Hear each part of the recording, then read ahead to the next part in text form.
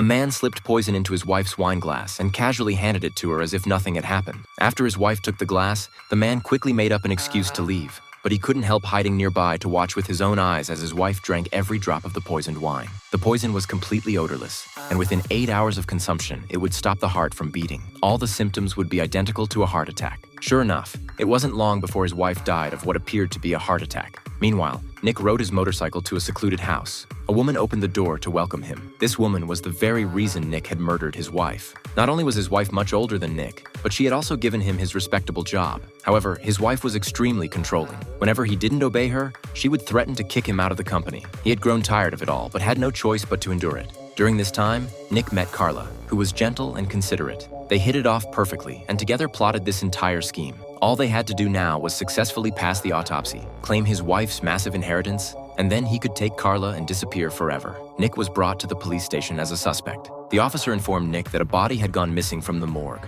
specifically his wife's body. Upon learning this, Nick felt relieved. This meant his crime hadn't been exposed. Officer Jamie questioned him about whether he and his wife had made any enemies. Nick replied that they hadn't had problems with anyone. Just then, Jamie was called away. Nick seized the opportunity to call Carla, telling her that he hadn't been exposed and asking her not to panic while waiting for his return. He then quickly hung up and deleted the call record. The medical examiner asked if his wife had any medical conditions. Nick answered that she had heart disease. He then tried to probe the examiner, asking if his wife had died of a heart attack. The medical examiner said it was very likely. Nick instantly felt somewhat relaxed. Maika iba de invencible por la vida. Supongo que eso le pasaría factura.